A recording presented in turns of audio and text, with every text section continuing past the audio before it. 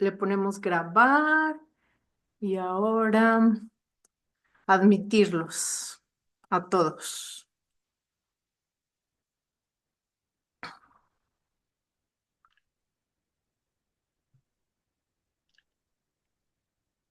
Bienvenidos las personas que van entrando y también si los Aid Fernández de Universidad Panamericana, si nos pudieras, por favor, ahorita irnos dando la bienvenida mientras vamos iniciando, por favor. No Sí, sé, son las 7, a lo mejor mientras nos presentas, no sé, que esperaremos unos 2 minutos para iniciar. claro que sí, José Luis, como siempre, un gusto saludar a todos los que se van conectando. Javier, bienvenido, te presento a José Luis. Hola, Eh, mucho gusto. Javier fue mi compañero en el doctorado y trabaja en Qué el padre. INCO, ¿En dónde, perdón? en el Instituto Mexicano de Psicooncología, el IMSS. Oh, muy bien. Ok, Ajá. muy Encantado, bien. mucho gusto. Hola, Javier. Y sí, pues aquí ya estoy permitiendo que entren. José Luis, tú ya puedes compartir tu presentación. Ya te di los permisos. No sé si quieres probarlo. Ok, sí se estará viendo, ¿verdad? Sí, se está abriendo. Bien, pues en otras ocasiones, en estos conversatorios que iniciamos el año pasado, desde la Asociación Civil Familias de Corazón y también de un grupo de profesionistas llamado Hijos del Corazón, pues iniciamos estos conversatorios con el objetivo de pues incrementar la información, la capacitación de todos los mamás y papás, familias adoptivas que estamos aquí en el estado de Guanajuato y desde luego pues a quienes más se integran. Así es como iniciaron los conversatorios. Los temas pues han surgido también en forma espontánea porque en México sí hay algunas ofertas, lamentablemente pues cuestan, ¿verdad? Y nosotros por esa razón empezamos a hacer estos diálogos con algunas temáticas. Hoy yo voy a presentar un tema que tanto a Lucy, mi esposa, como a mí nos es pues muy cercano porque tenemos experiencias de acogimiento de menores y también en Ciudad Niño Don Bosco, donde formo parte de esta obra, quizás la más antigua que hay aquí en León, Guanajuato, eh, pues tenemos décadas de trabajar con menores con y sin redes parentales viviendo en Ciudad del Niño Don Bosco. Entonces, voy a poner eso como antecedente de este tema que trataré el día de hoy. No sé, Losi, si agradeciéndote como siempre, si quisieras, no sé, dar una bienvenida ya para iniciar propiamente la presentación, los ahí allá desde la Ciudad de México.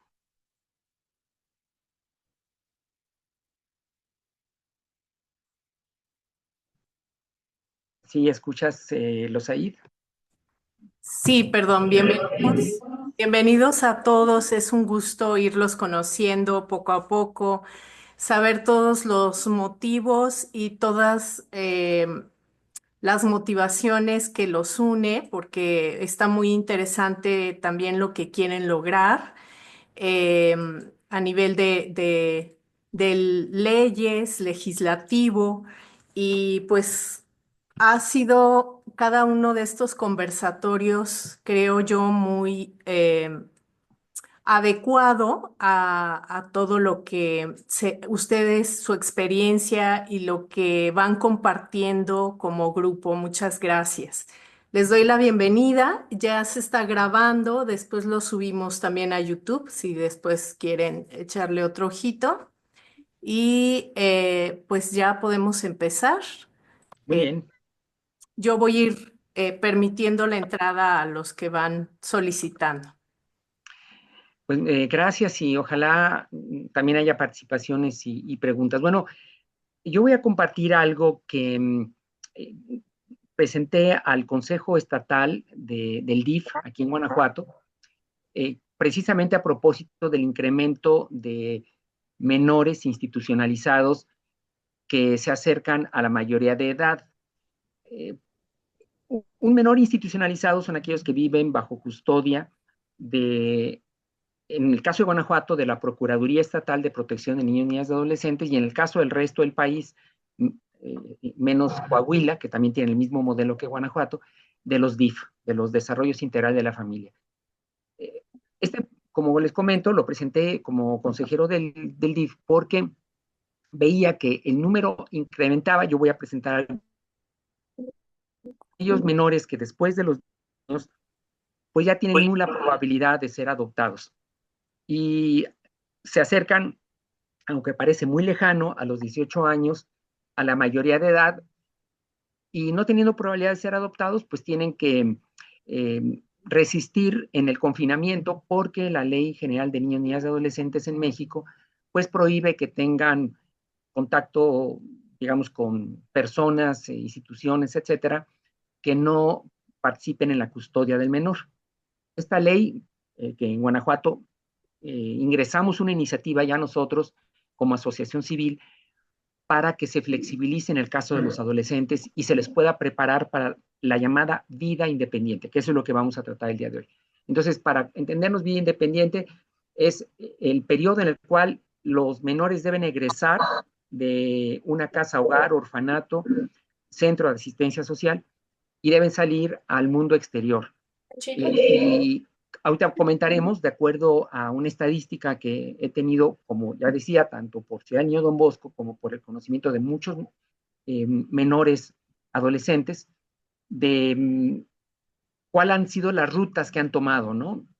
Estos menores para tratar de construir un proyecto de vida, ¿no? Incluido, eh, pues, realidades como el escape, como unas niñas, pues, conocidas mías, fue muy doloroso, saltaron también de las casas hogar de San Miguel de Allende hace 2 semanas y que siguen desaparecidas y reportadas en alerta Amber, ¿no? Bien, entonces a, a presentar este que les comentaba. Bueno, el objetivo de este proyecto que presenté al DIF era tratar de construir un modelo social para la inserción exitosa de los adolescentes que se acerquen a los 18. Y aquí hay varias preguntas. Si la probabilidad es cercana a cero después de los 10 años, muy pequeña a los 8 o 9 años, ¿cuándo propiamente tiene que construirse este modelo para la vida independiente? Esa es una pregunta, ¿no? Por eso yo hice un diagnóstico de la problemática y proyecté el crecimiento de la población en Guanajuato, recordando que si en el país hay 45,000 menores institucionalizados y en Guanajuato la cifra puede andar en 600, 700, ¿cuál sería la proyección considerando que los menores ya no van a ser adoptados y que pasados los 10, pues no hay familias que tengan certificados de idoneidad y por lo tanto se van a quedar estos menores muchos años, ¿no? Entonces, por eso presenté al DIF con un segundo objetivo de discutir una propuesta de un esquema más abierto de vida independiente, que de hecho está incluido en la propuesta del Congreso de Guanajuato. Y el tercero, establecer una posible ruta de acción interinstitucional entre todas las entidades, ya sea de sociedad, ya sea de gobierno, ya sea de empresas, para que estos chicos no caigan al vacío, es decir, para que tengan alguna probabilidad de reinsertarse a la sociedad, dado que no van a tener muchas redes de apoyo cuando salgan de la casa hogar a los 18. Bueno, entonces, aquí hay una pregunta como qué tanto realmente nos necesitan y cómo es la cohorte generacional Z. Y aquí hay una discusión y yo planteo esto, mi área de especialidad no son las ciencias sociales, yo me he metido a esto por ser padre adoptivo y como decía, por tratar a muchos jóvenes que están institucionalizados y que van a salir tarde o temprano a la vida independiente. De hecho, nosotros en Ciudad Niño Don Bosco tenemos registrados cientos y cientos de casos en 65 años que han salido a la vida independiente, han vivido en Ciudad del Niño cerca de 20,000, y por eso es que esta discusión, como les digo, es más bien una aproximación funcional, no teórica, sino funcional de lo que me ha tocado vivir. Entonces, esta generación, como decía, la corte generacional Z de los menores, tiene que ver también con los cambios de la pirámide poblacional, tanto en la nacional como en la de Guanajuato, en donde la población se envejece, pero estos chicos de la generación Z, eh, que están en la adolescencia, legalmente al cumplir los 12, diferentes estados hay cambios, pero podemos decir que tienen más derecho de poder expresar lo que quieren de su vida. Sin embargo, el tratamiento que se les da en general no es muy distinto entre los menores de 12 y los mayores de 12. Por ejemplo, para adoptar es prácticamente lo mismo, para poder atenderles, no hay centros especializados para adolescentes, sino pueden coexistir en las casas hogar menores de menos de 12 y de más de 12.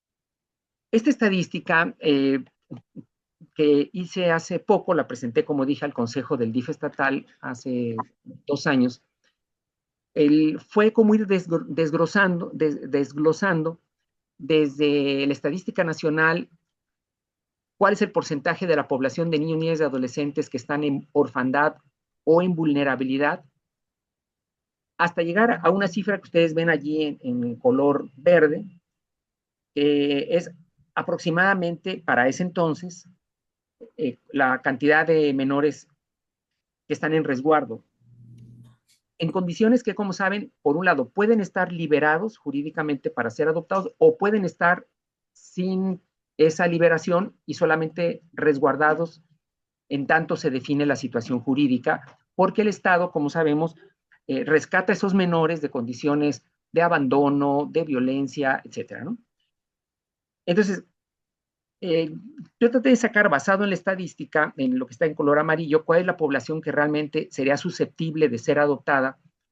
Es decir, menores que entre 0 y 18 años dirían, ya estoy listo, pero recordemos que aquí faltan las familias que podrían tener un certificado y que quisieran adoptar a los menores. Eso quiere decir que, por lo menos en la experiencia que presenté en este estudio, una cantidad muy importante, 90-95%, querían a menores de 5 años. Es decir, las familias quieren bebés.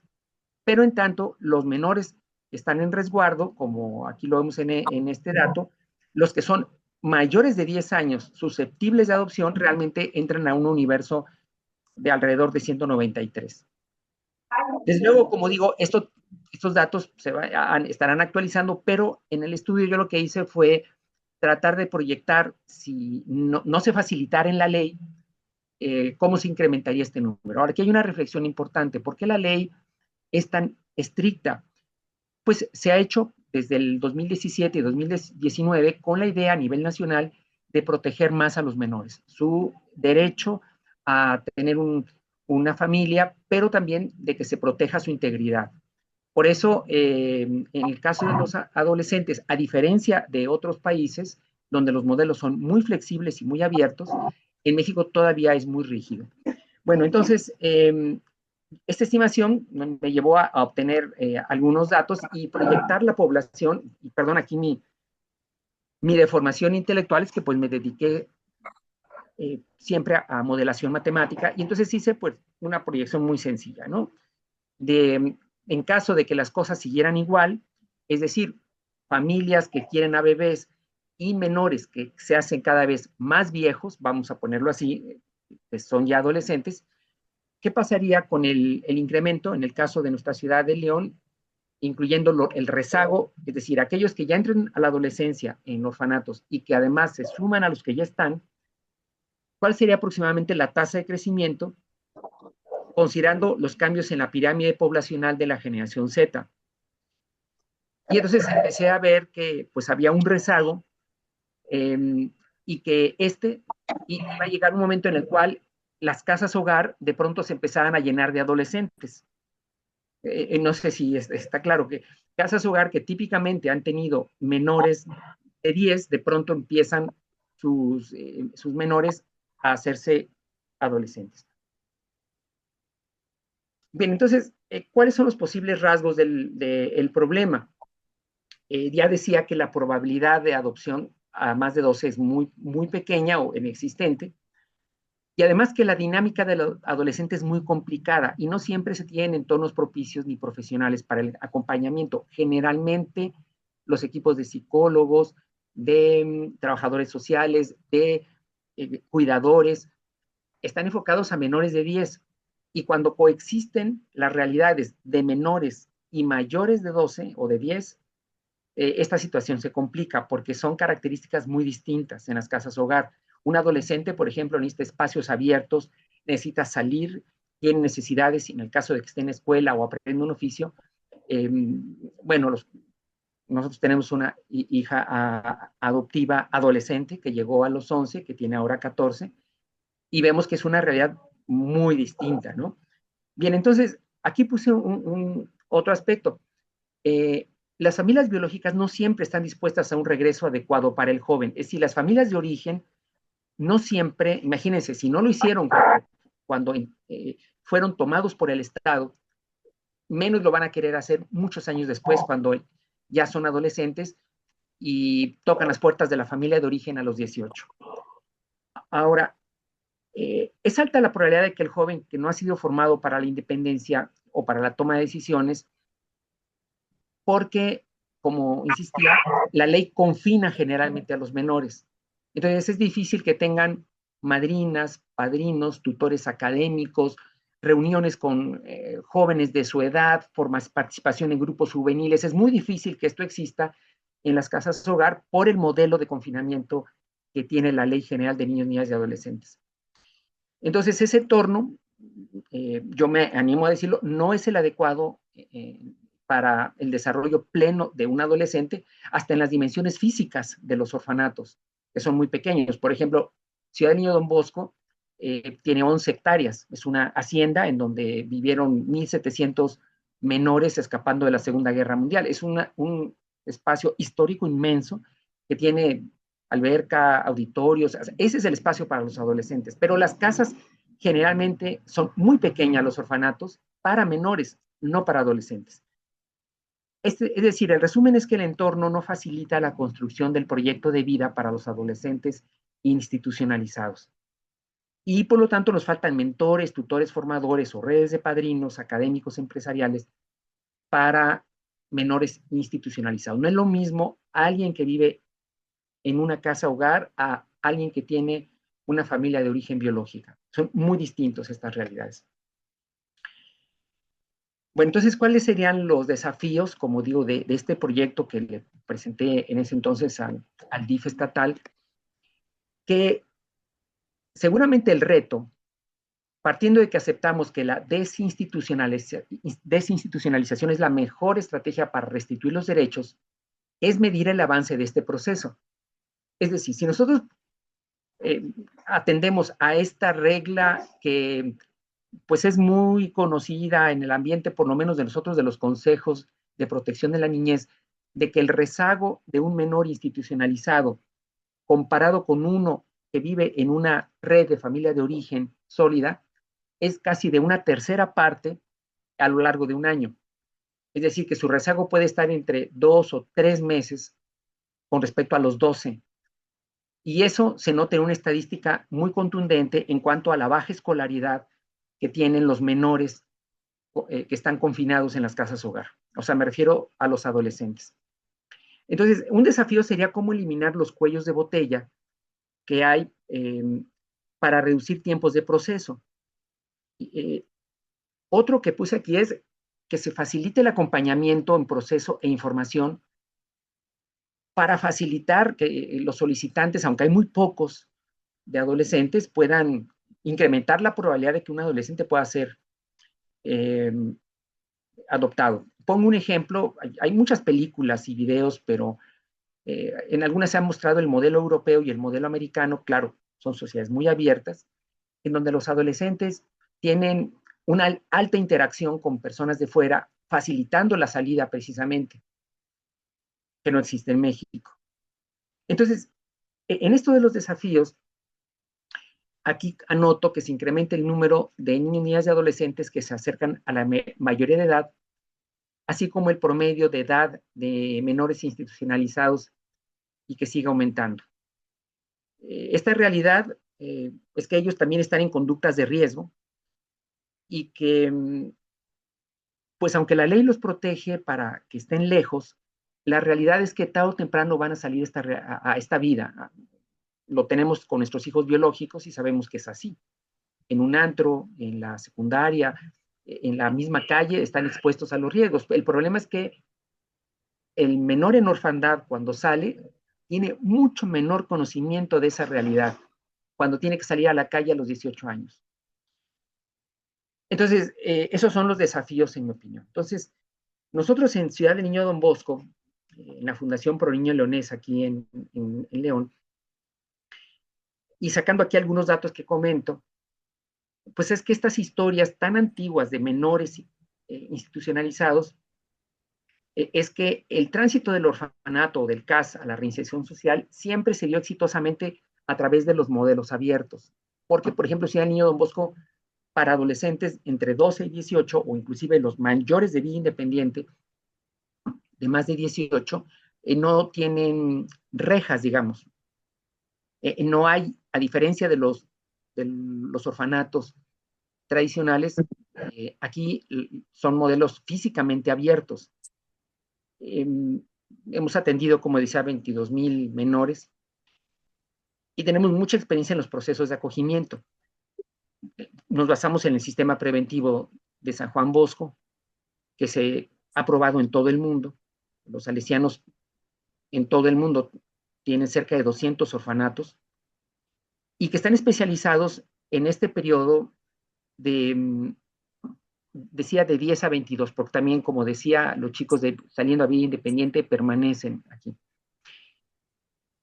Entonces, el contar con talleres, por ejemplo, contar con primaria, secundaria, preparatoria en los CAS es fundamental para que el estudiante pueda tener un espacio con un centro de cómputo, áreas deportivas, alberca, sala de juegos, salas de dinámicas grupales, área de campamentos, porque esa es la realidad con la que se educa al adolescente.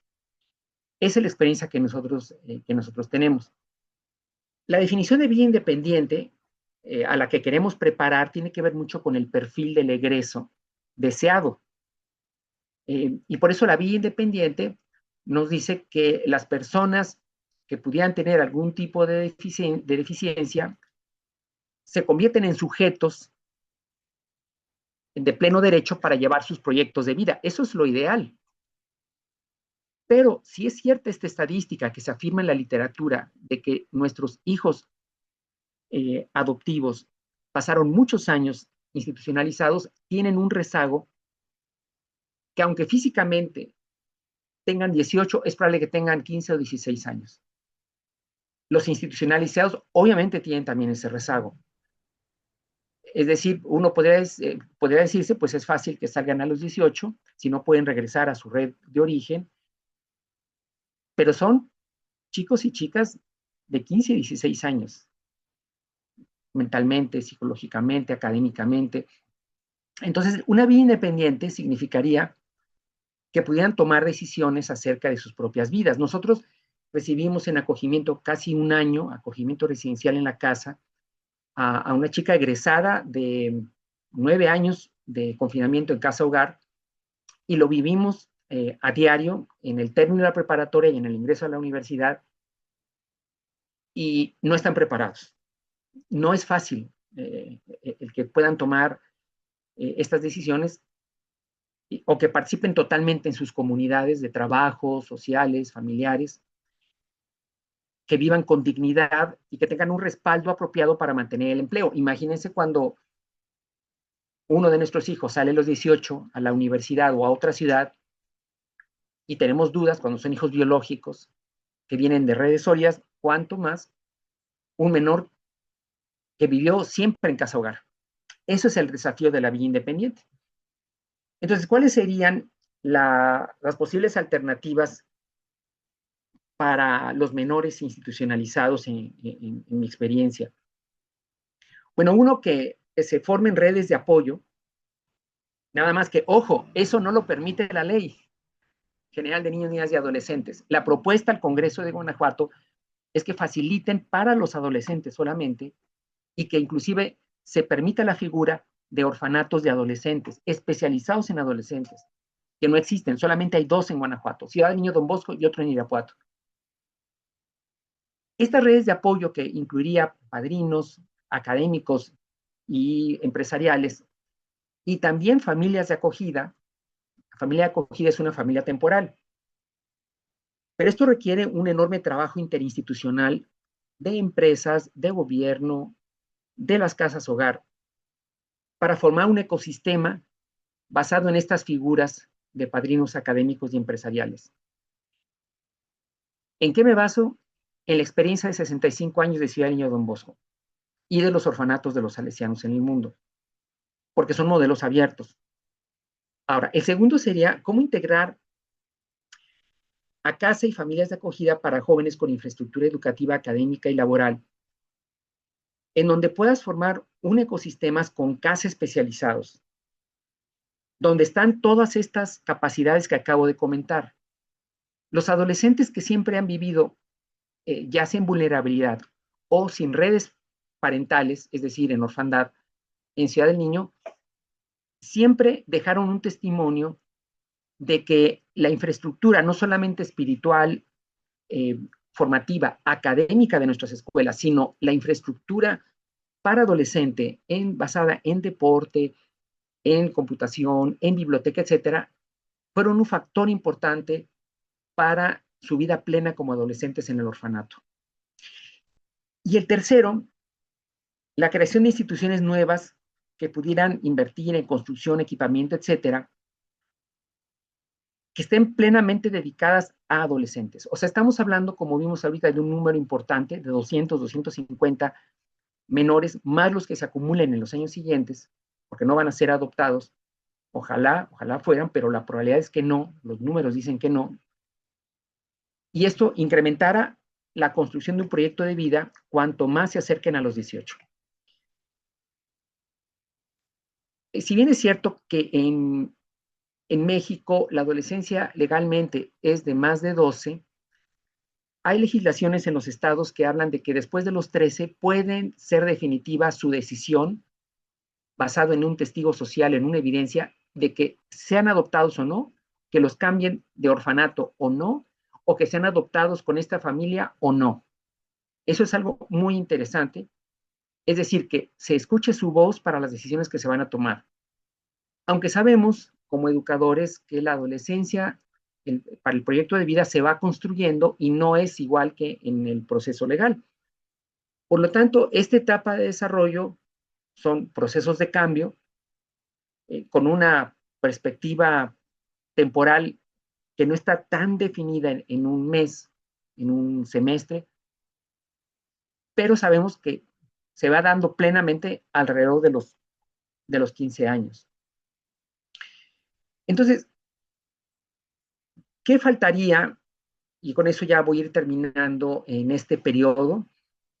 Bueno, diría que si nosotros tenemos que incrementar la autoestima, la capacidad de relacionarse con el entorno, la cultura financiera, la capacidad de poder tener movilidad en un autobús, en una bicicleta, la posibilidad de incrementar su formación afectiva, etcétera, tendríamos en México que incrementar estas experiencias basados en algunas modificaciones a la ley para tratar distinto a los adolescentes, porque si no los problemas se van a acumular. Voy a poner, y perdón que lo haga, aquí hay un proyecto muy interesante en Guanajuato que se hizo con una muy buena intención hace 3 años por parte de empresarios muy generosos para financiar a los menores que salgan a la vía independiente a los 18. El único requisito, en mi opinión, que no cuadra es que tienen que dejar las redes de su familia o el orfanato, la casa hogar. Es decir, que vivan en un DEPA, en un Airbnb, en un departamento con roomies para construir vida independiente. La realidad es que del universo de 200 se confinó a un grupo piloto de 20 y actualmente quedan menos de 5. ¿Por qué? Porque la realidad de el perfil del egreso a los 18 años de las casas hogar, por lo menos tiene, como lo viene esta investigación, deficiencias académicas, de baja escolaridad, deficiencias educativo-cognitivas, deficiencias de socialización, deficiencias afectivas y las propias deficiencias de las competencias para la vida. Como digo, ¿qué hago en una situación en la calle para cruzarme una avenida? ¿Cómo saco dinero de un cajero automático de la beca que me van a dar? Entonces, y con eso termino el marco teórico sobre adolescentes de más de 15 años y cómo veo, con un enfoque de proceso, los menores que egresan, cómo se tendría que dar, cuáles son los actores que podemos participar como tutores, como padrinos empresariales, los programas públicos, hasta el perfil deseado del egreso de los chicos a la vía independiente, tengan 19, 20, 21. En mi opinión, un chico típico de casa hogar no está preparado a los 18, tendría que durar un año, 2 años, que son los que duran en Ciudad del Niño Don Bosco, para prepararlos para la vía independiente, donde tendrían, sería lo deseable, reintegración familiar, algunos adopciones voluntarias, que hemos tenido muchas en Ciudad del Niño, un proyecto laboral donde puedan tener no solamente un estudio, sino también talleres. Por eso, pues los talleres en el caso de nosotros, de hidroponía, máquinas y herramientas, barbería, herrería, carpintería, serigrafía, etcétera, son fundamentales para que el chico pueda saber hacer cosas antes de poder salir al mundo real. Entonces, en resumen, la reinserción de los menores que salgan de los orfanatos tendrían que ver con que puedan desarrollar a plenitud aptitudes y que tengan una red importante de contactos. Claro, algunos dirán, es peligroso, hay que tener temores, sí, pero peor es no intentarlo, porque estas redes son fundamentales. Un mentor en una preparatoria, un encargado del área de becas de una universidad, el encargado de las bolsas de trabajo, o sea, personas vinculadas, digamos, con experiencia en la orientación de adolescentes, pueden ser fundamentales para que estos chicos puedan tener mejor calidad de vida. Aclaro algo, los menores piensan que estando en la casa hogar el mundo va a ser igual cuando salgan. Es decir, que tienen la atención de todos por ser menores en orfandad. La realidad es que a los 18 esa situación cambia y son personas igual que cualquier otra.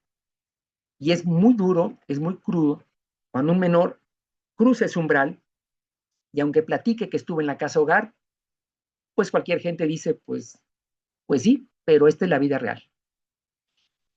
Entonces termino pues con algo de lo que yo he visto en cuanto al ciclo vital, con redes de apoyo, procesos legales, inserción laboral, educativa, con muchos de los factores que deberíamos tener alrededor, desde instituciones de financiamiento, las políticas públicas a través de cambios de leyes, el acompañamiento, tutoría, porque no es fácil.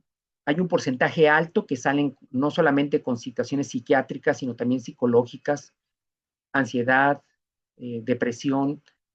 mm, Muchos han sido medicados en las casas hogar.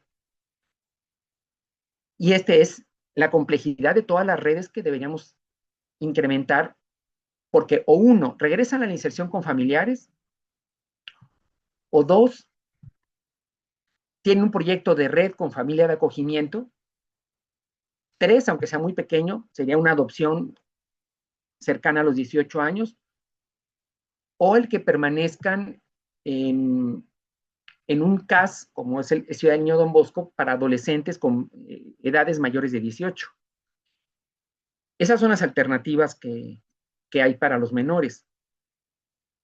No es fácil el laberinto en el que ellos entran, porque después de los 10, la probabilidad tiende a cero, diríamos matemáticamente, asintóticamente a cero. Bien, entonces, yo por último saqué algunos costos, lo que trataba de mostrarle al DIF.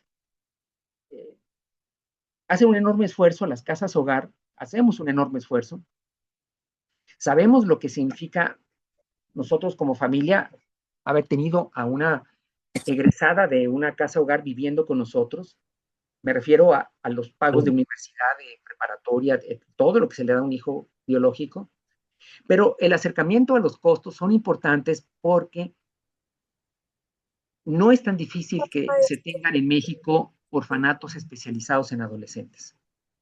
Si eso se logra, No lo vamos a terminamos de tomar. incrementar la probabilidad de que tengan una vida plena. Yo con eso termino para que haya comentarios, puntos de vista de esta hoja de ruta que tendremos que hacer para aumentar la probabilidad de que los menores institucionalizados, al egresar a los 18 años, pues tengan redes que les reciban. Muchos están en el espejismo de que van a regresar con la familia. La estadística nos muestra que es regresar a aquello donde el Estado los quiso salvar y que las situaciones psiquiátricas, psicológicas, académicas que tienen, pues hacen que tengan una reducida probabilidad ya a los 18 de poder desempeñarse en, pues en la vida laboral y académica, ¿no? Bueno, este es el panorama. Y algunos no tienen porque son Los ahí, si extranjeros. tienes, por el número de personas que estamos, preguntas en el chat o si alguno quiere ir participando, veo aquí a personas a gente querida de la Asociación Civil Familias de Corazón Guanajuato. Si quisieran hacer preguntas, comentarios, adelante. Sí, Carolina Montes. Eh, ah, Está cerrado tu micrófono, Carolina. Perdón, una disculpa. Buenas Sí. noches a todos. José Luis, bueno, obviamente las cifras son contundentes. Eh, Nada como los datos duros para ver que realmente esta situación es, digo, estás hablando de la situación en Guanajuato, pero es una situación que se presenta en todos los estados del país.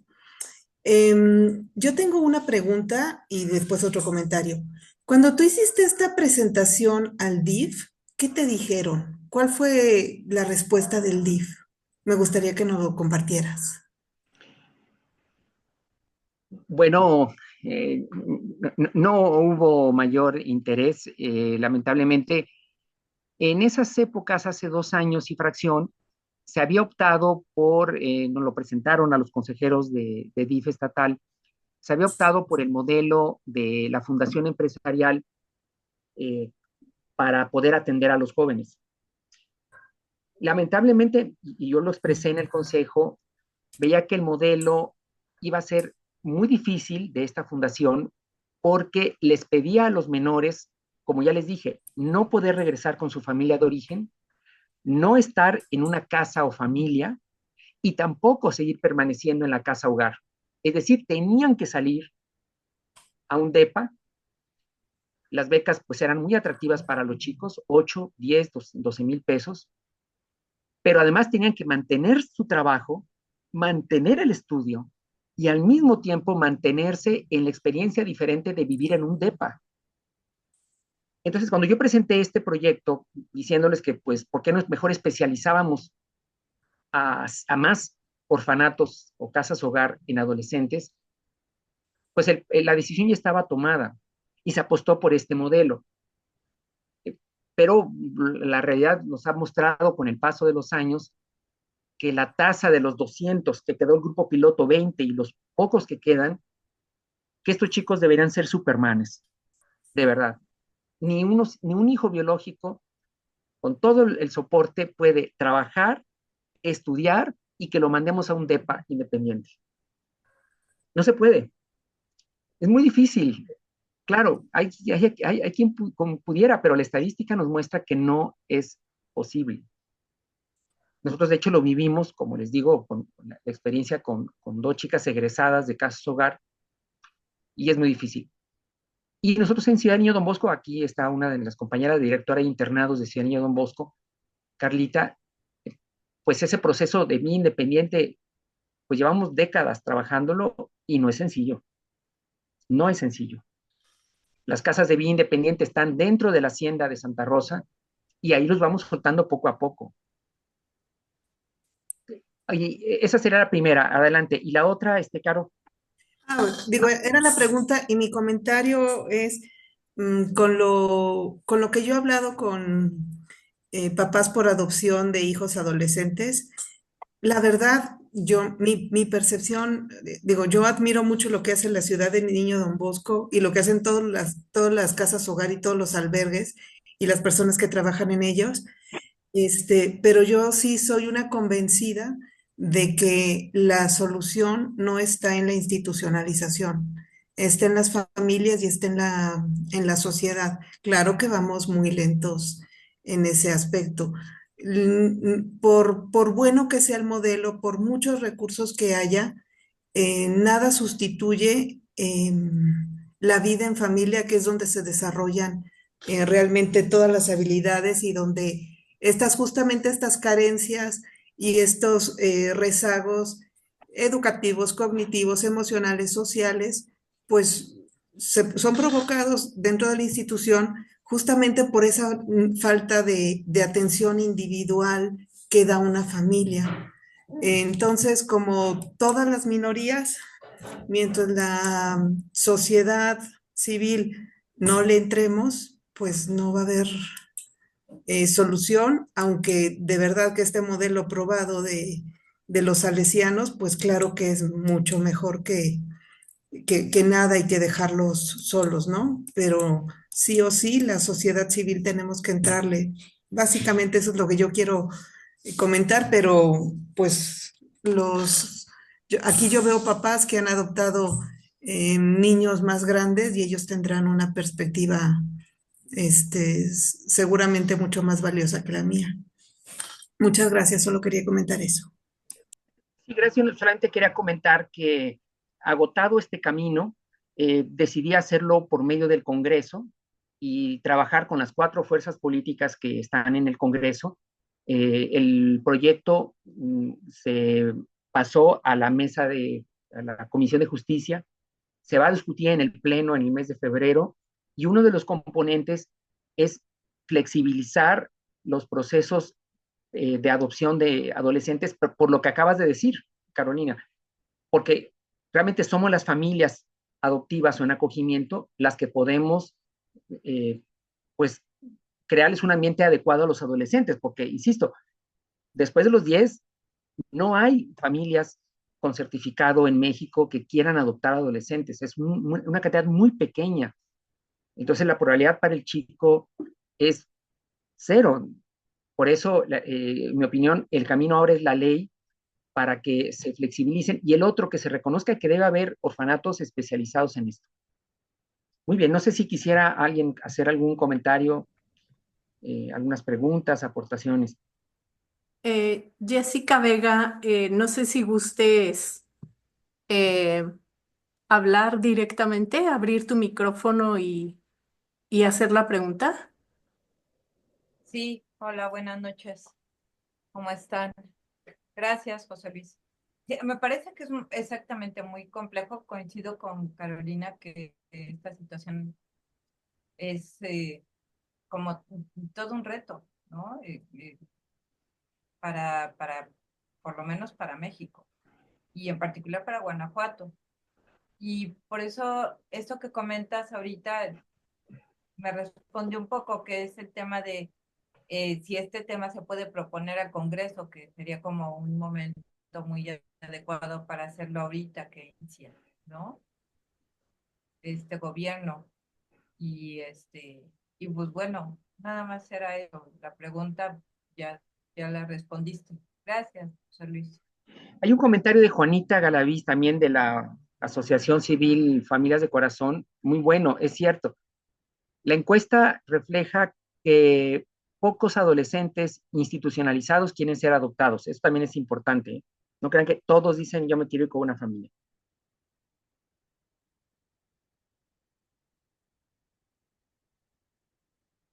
¿Tienen la mano levantada Guillermo y Miriam? Ajá. Guillermo y Miriam. Ahí está.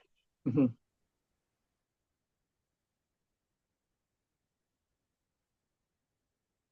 Tienen cerrado el micrófono. Ahí está. Gracias.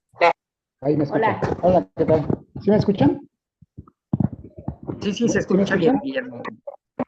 gracias. Gracias. Mira, nosotros conocemos, bueno, nosotros somos papás por adopción, pero conocemos familias que han hecho el proceso de idoneidad y para ser Familia de acogida. familia de acogida. Pero el caso de las experiencias de esas familias que conocemos, no les han permitido acoger, o sea, no les han permitido, digamos, vincular esta parte. No sé por qué razón la Procuraduría no los deja y se quedan ahí detenidos y ya la carta de idoneidad yo creo que Casi ya va va a a cumplir, vencer. ya está a punto de vencer Se las familias. dieron por 3 años. Ellos se las dieron un año antes que a nosotros, la carta de idoneidad. Y hemos tratado a través del CAS donde estaban nuestros hijos, decirle a la psicóloga, a la trabajadora social del DIF, que le correspondía a nuestros hijos, pero no ha habido el movimiento correcto. Y es una familia ideal y se las dieron súper amplia para niños y adolescentes. Entonces ahí cabe un adolescente para que se inserte en la sociedad y se sienta protegido y que tenga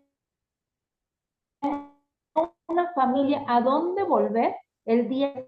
Esa sería una idea hermosa, o sea, que tenga quien, como especie de padrinos, Sí, que tenga la confianza de llegar a preguntar cómo le hago, qué hago aquí, dónde llegar en Navidad, en Año Nuevo y el día de sí. su cumpleaños. Pero el problema es que ya está, o sea, ya está el certificado, pero por alguna razón se les detiene a ellos. O sea, o no se sigue el proceso, no sabemos por qué, porque simplemente se queda ahí. O sea, creo que le dan, el CAS le dice a la Procuraduría, está a condición de esta familia, pero pues ya ahí se queda, o sea, ya no hay un avance. Entonces, pues al final de cuentas, creo que también ese es un cuello de botella, otra problemática. Muy buena Gracias. observación, Guillermo y Miriam, sí. Cierto, totalmente cierto, sí. Bueno, si me permiten, ¿puedo mi comentario?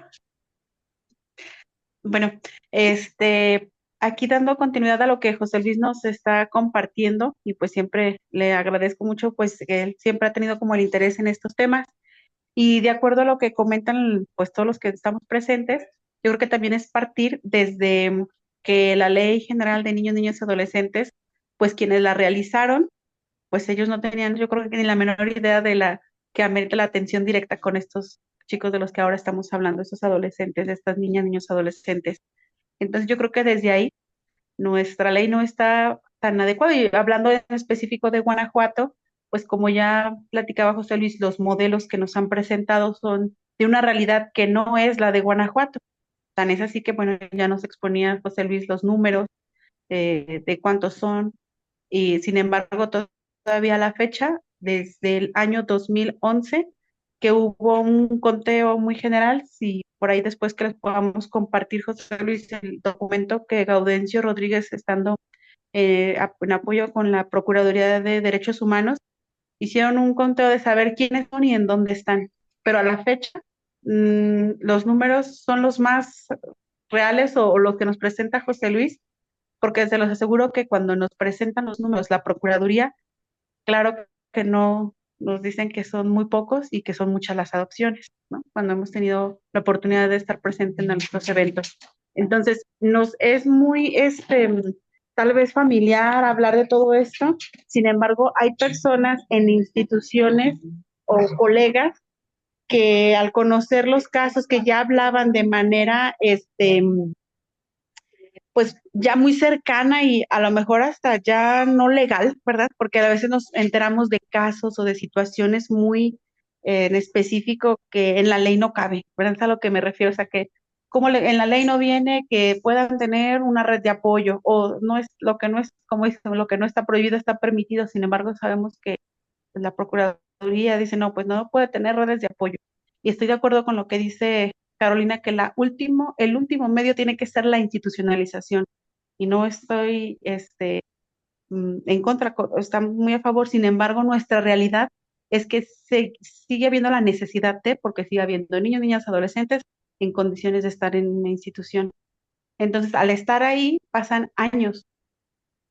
Yo que estoy ahí, pues he sabido de chicos que tienen 10, 12 años, que ya les explicaba a José Luis cómo es su egreso, no tienen la madurez y lo que compartían ahorita también la pareja anterior que decían, bueno, el saber a dónde llegar, salen y créanme que ahora es, bueno, ahorita que hablaban de las fechas importantes, un cumpleaños, una Navidad, etcétera, pues en ocasiones no, ¿y qué son? Son presa fácil pues del crimen organizado, de caer en drogas, de no hacer buen uso del recurso que se les otorga. Entonces creo que en nuestro estado hay que partir, bueno, ya sabemos, como dicen, dónde nos duele, qué es lo que hace falta, y estas iniciativas como la que José Luis ahorita compartía, pues partir desde las políticas públicas, a lo mejor es muy difícil, y yo sé que aquí hay muchos abogados especializados, pues en cambiar la ley, pero yo creo que sí es necesario hacerles ver que esa ley está muy por encima, muy, muy por encima de la realidad, ¿verdad?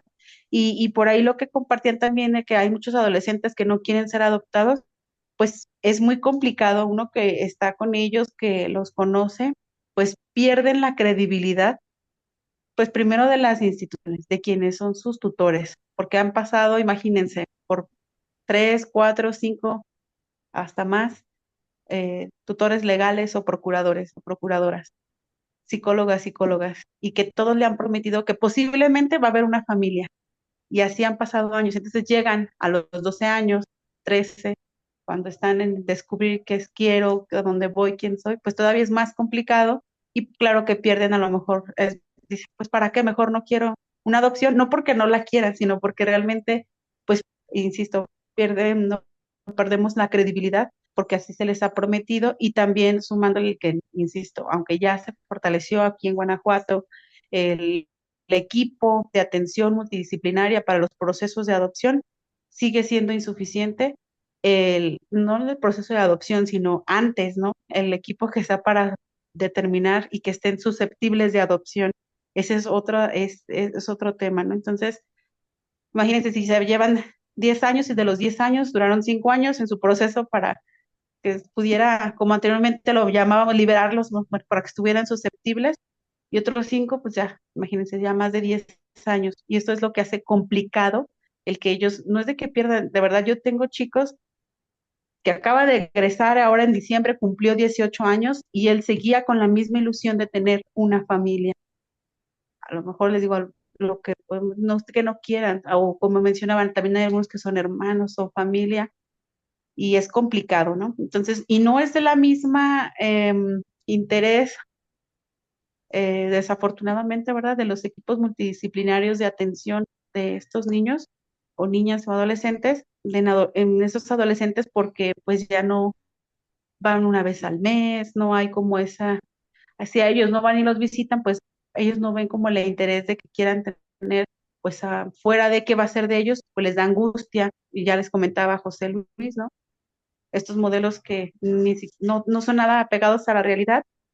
La mayoría de nuestros niños, niñas, adolescentes con condiciones como psiquiátricas y que pedirían que no tuvieran medicamentos, pues imagínense, ¿cómo no les va a generar un estrés el saber qué va a ser de ellos a cumplir los 18 años? No saber a dónde van a vivir, de qué van a trabajar, a dónde van a recurrir si tienen alguna necesidad. Y eso les causa un estrés, les causa una depresión. Entonces yo creo que esto no viene en la ley, no está marcado, sí le dan un seguimiento, pero como para saber, ay, échale ganas, ahí síguele, ¿verdad? Y yo creo que eso sí nos toca a nosotros, ¿verdad? Como sociedad civil, como parte también de asociaciones civiles, y tal vez parecerá como muy poco. Yo sé que José Luis, cuando ha tenido la oportunidad y él es consejero y de decir, tocar y de volver, a lo mejor no hay como dicen, bueno, esa buena respuesta que quisiéramos, sí, y hay que hacerlo, ¿no? Pero yo creo que si nos sumamos todos podemos pues llegar un poquito más allá, pues por estos adolescentes que de verdad siguen estando pues en espera de las familias. Era mi comentario. Muchas gracias. Gracias, Carlita. No sé si haya alguien más, se nos va acercando la hora de nuestra sesión, pero bienvenido. Hay gente muy querida aquí en el grupo. Veo a María Centeno, Lorena también, Jorge, también bienvenidos todos. No sé si alguien quiere hacer alguna otra aportación. Douglas Colmenares, qué gusto, médico pediatra y papá adoptivo. Si quisieran José también Luis, alguna aportación. Sí, adelante. no, ¿sí me escuchan? Sí, Lorena, sí, adelante, adelante. Ay, pasa que tengo media hora peleándome con mi celular porque no podía encender la cámara y ver dónde está el micrófono. Soy muy mensa para estas tecnologías. Entré tarde, pero los escucho con mucha atención y mucha devoción. Tú sabes lo agradecido que estoy con ustedes, contigo, con Carla. Escucho muchas cuestiones, eh, pues muy penosas. Y aquí creo que una pareja comentó una cuestión de por qué el cuello de botella y Carla tocó un poquito el tema. Eso es lo que pasa, que los niños no están liberados. O sea, uno puede ir a una casa hogar y puede ver que hay 200 niños y resulta que nada más hay 2 liberados. ¿Y eso qué quiere decir? Pues que no están los juicios de pérdida de patria potestad. Es una cuestión que yo me he preguntado 30 años que tengo. No tengo 30 años, tengo 52, 30 años trabajando y en el Poder Judicial, y yo me pregunto, ¿por qué no? ¿Por qué no van y ven? Pero cuando te das cuenta de los juicios de adopción, es que el niño tiene, o el adolescente tiene 14 años y no tiene ni siquiera acta de nacimiento, entonces no sabe ni de dónde viene.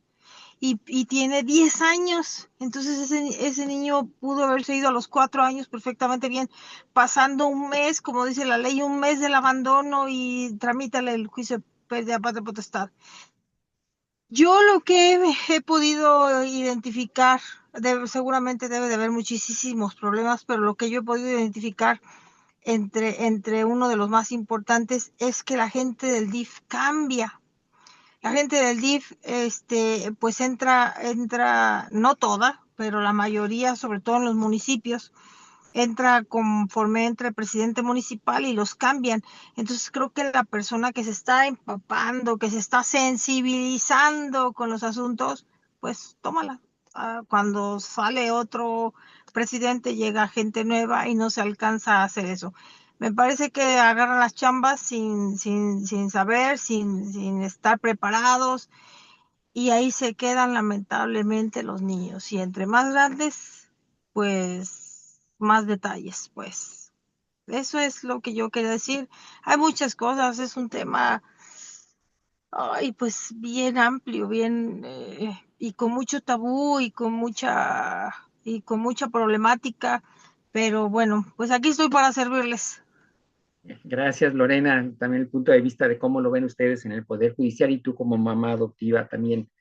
Gracias. Una anotación interesante de Juanita Galaviz, también de nuestro grupo de la Asociación Civil Familias de Corazón. Aparte, a los 18 años, ¿realmente son adultos? Yo creo que no. Sí, hablábamos del rezago, ¿no? Y gracias también a Carolina por todos los comentarios. Dice que, como dice Lorena, también es importante sensibilizar a las personas de los juzgados, del DIF y a todos los administrativos. Eso también es pecado mortal, creo. Ella habló de pecado mortal administrativo, por lo que decían hace un momento también, sí, era Guillermo y Miriam. Pues no sé si quisieran, ya se nos está acabando el tiempo, alguien más participar para ir redondeando este tema de la vida independiente, el egreso de los menores institucionalizados a los 18 años. Tiene levantada la mano el doctor Douglas Colmenares. Querido Douglas, adelante, bienvenido. Hola, un abrazo a todos, muchísimas gracias. Pues ya sabemos, y creo que lo primero es el conocimiento de saber en dónde estamos parados. Creo que nos acabas de dar un par de cachetadas terribles porque, bueno, hay muchos datos que todos ignoramos.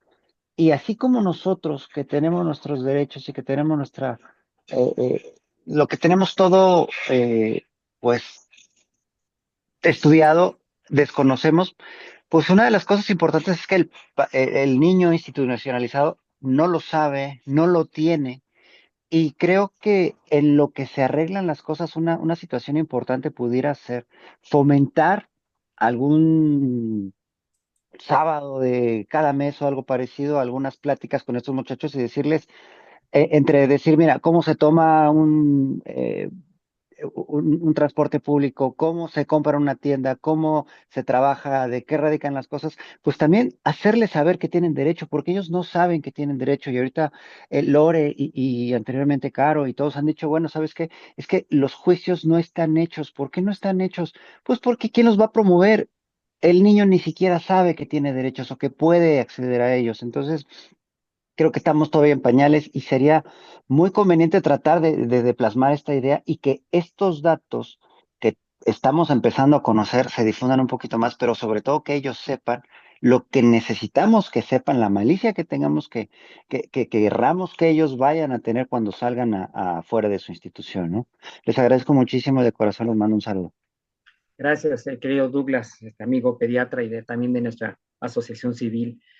Muy bien, pues no sé si hay algún otro comentario, alguien que haya levantado la mano, los ahí ya estamos sobre el tiempo para ir cerrando.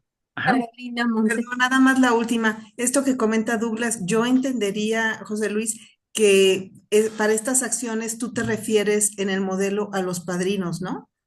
O estoy equivocada. Como que los padrinos harían este acompañamiento para enseñar a los chicos ese tipo de actividades o no va por allí. Pues diría yo, en cualquier oportunidad que tengamos a los chicos, ¿sabes qué decirles? Sí, puede ser de forma tutorial, así personal con los padrinos, o algunos no tienen esta ventaja como de poder tener un tutor, pero sí poder estar sentados 20, 30 minutos en una plática un domingo, en un desayuno, y decirles, miren, vamos a platicar de qué se trata la vida, esto que el padre, el madre, el tutor, el guía, el hermano mayor, que no has podido tener, poder decirles, mira, si te subes en este camión, agárrate inmediatamente porque si no te vas a caer. Para nosotros es lógico, pero para ellos no. Cosas demasiado fáciles y demasiado prácticas que ellos deberían saber para que no todo el mundo sea nuevo cuando salgan. Aprovechar cualquier momento, Caro. Así es. Sí, gracias, Douglas, colega, papá adoptivo. Muy bien, bueno, pues yo les agradezco mucho a todos los que están en este conversatorio, Patricia Rodríguez, David y Mariana, Sandy Toño, Fabi, Juanita Galaviz, que también de la Asociación Familias de Corazón de aquí de León, Marisela, Laura, Roberto Campuzano, Nélida Sánchez, gracias que están aquí con nosotros, Javier también allá de la Ciudad de México, nuestra comadre Jessica Vega, también Jorge Alberto Santos también, que nos aporta siempre su experiencia de haber estado en las instituciones de defensa de los menores. Pues le recordamos que las próximas sesiones, ahora le toca en la próxima a Lucy, mi esposa, hablar sobre la perspectiva de los sistemas familiares, de ella como médico familiar. Ya nos toca creo que en 2 semanas, y agradeciéndoles a todos. Después tenemos la de Gaudi Rodríguez, y así nos vamos a llevar en este primer semestre que les hemos pasado. Todo es gratuito siempre, y un gustazo estar de nuevo con ustedes. No sé si alguien quiera un mensaje de despedida o alguien,